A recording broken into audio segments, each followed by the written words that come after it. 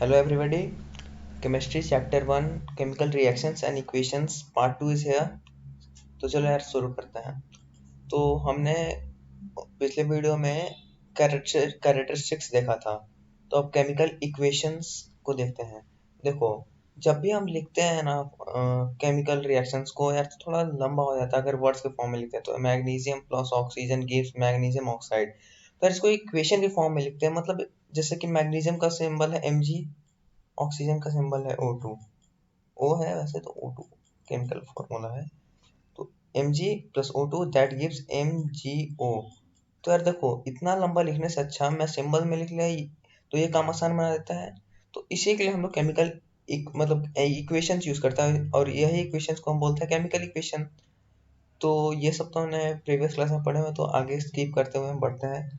Writing a chemical equation, तो ये तो अभी तुरंत डिस्कस किया। चलो आगे बढ़ते हैं। Balance chemical equation. यार देखो, शुरू से ही यार हम लोग को बैलेंसिंग से डर लगता है, लेकिन अब बैलेंसिंग से डर नहीं लगेगा। अब बैलेंसिंग विल बी फन। तो कैसे?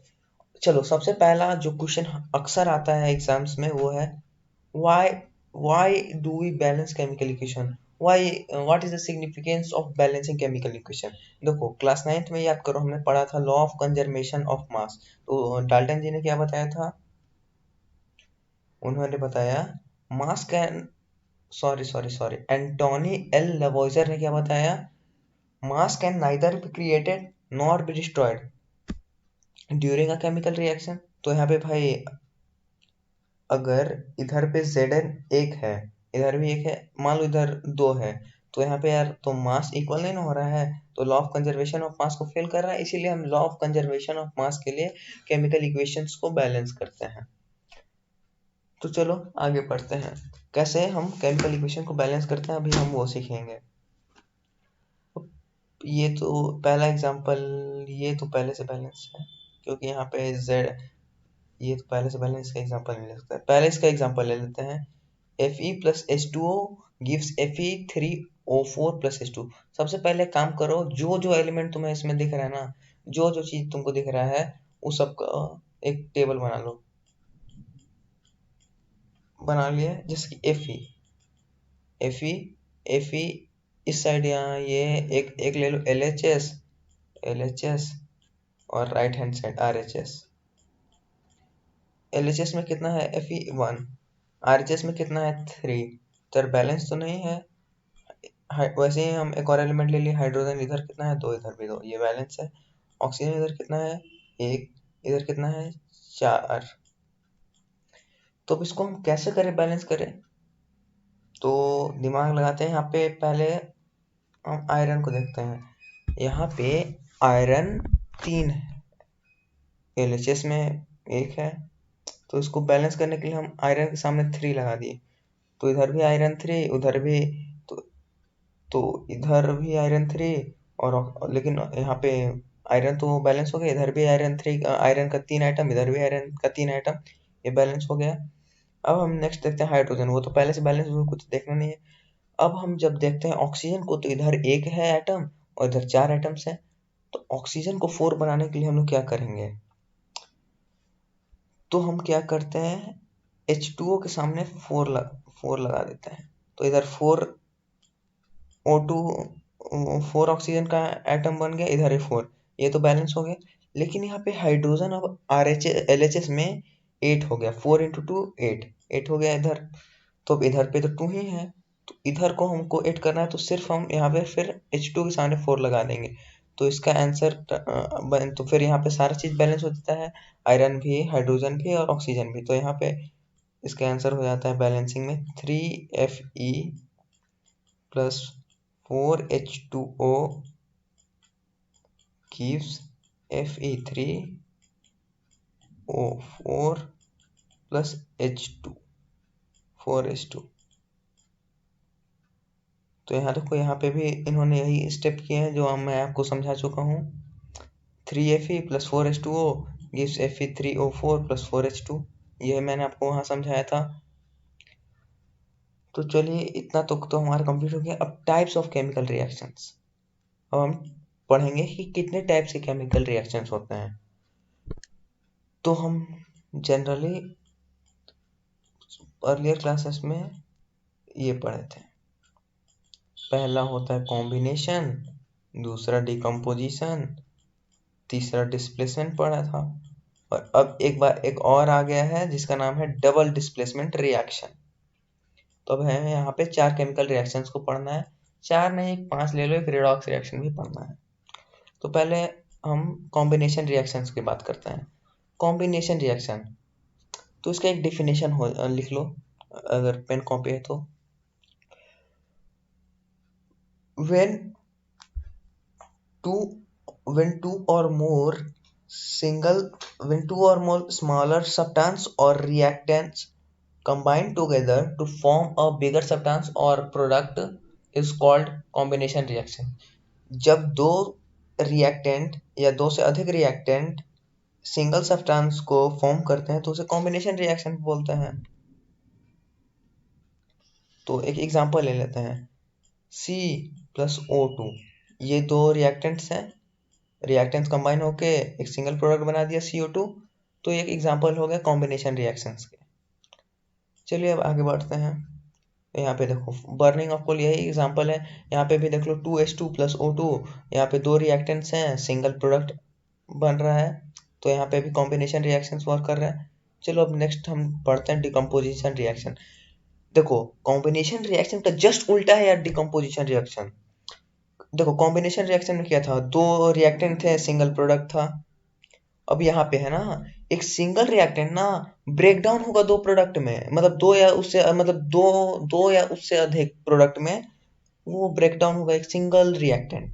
तो यार उसका जस्ट उल्टा है, वहां पे दो या अधिक रिएक्टेंट मिलकर एक सिंगल प्रोडक्ट बनाते थे, और यहाँ एक रिएक्टेंट मिलके एक एक यहाँ पे एक रिएक्टेंट ब्रेक डाउन हो रहा है दो से अधिक प्रोडक्ट में, तो इसको बोलते हैं डिकम्पोजिशन रिएक्शन।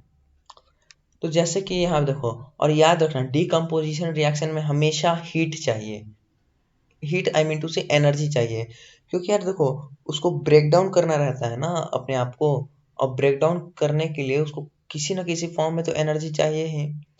तो इसीलिए कभी भी तुम डिकम्पोजिशन रिएक्शन देखो ना, चाहे उसको एनर्जी हीट के फॉर्म में मिले, इलेक्ट्रिसिटी के फॉर्म में मिले, लाइट के फॉर्म में मिले, लाइट मतलब सनलाइट के फॉर्म में मिले, उसको एनर्जी मिलता है, या इलेक्ट्रिसिटी के फॉर्म में मिले उसको मिलता ही है। जैसे कि यहाँ पे एक पहला एग्जांपल देख लो, क्योंकि अपने आप थोड़े टूटेगा भाई।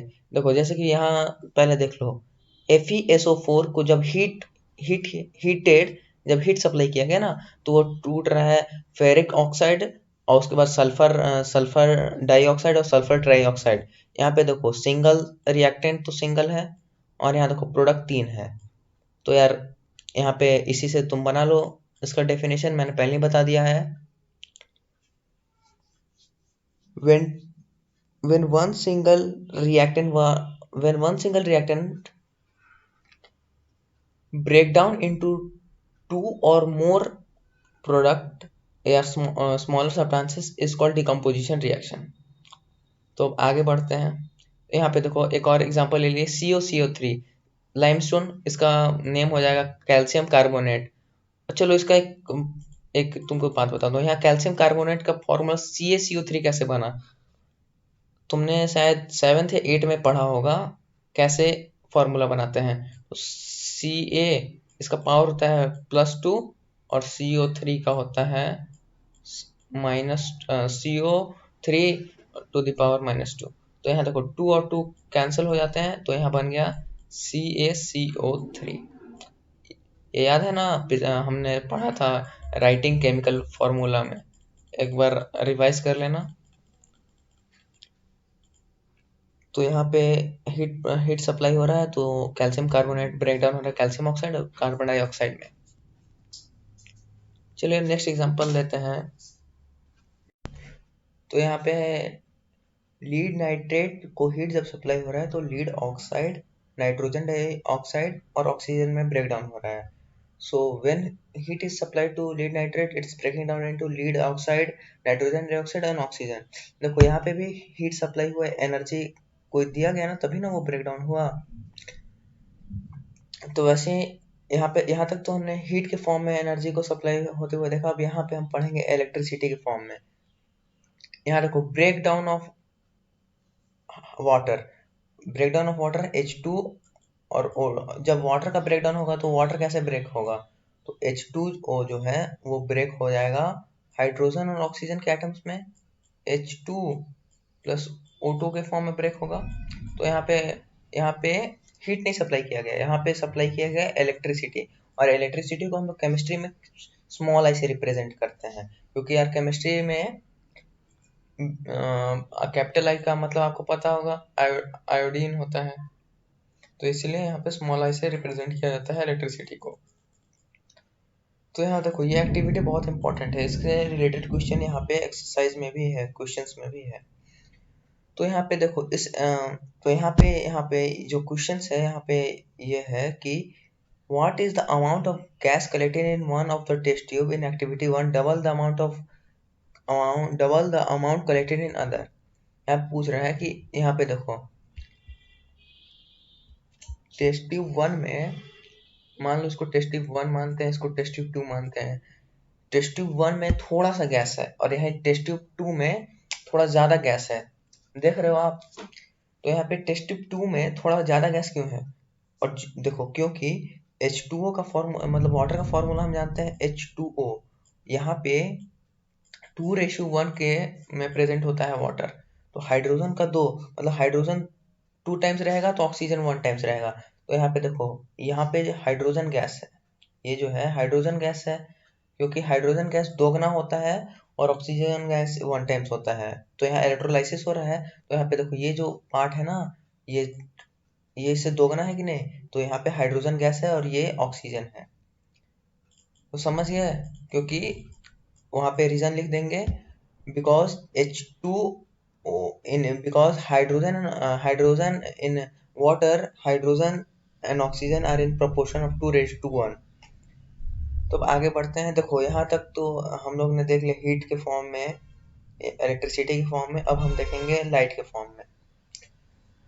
तो यहाँ सनलाइट के फॉर्म में भी डिकम्पोजिशन रिएक्शन हो रहे हैं। यहाँ देखो एक सिंगल रिएक्टेंट है 2AgCl सिल्वर क्लोराइड को जब सनलाइट दिया जा रहा है तो सिल्वर क्लोराइड ब्रेक डाउन हो रहा है सिल्वर में और क्लोराइड में। तो यहाँ पे देख लो, यहाँ पे सनलाइट एनर्जी का सोर्स काम कर रहा है। तो यहाँ तक तो सब क्लियर है। तो आगे का हम लोग डिस्प्लेसमेंट और double displacement reaction next part में देखते हैं।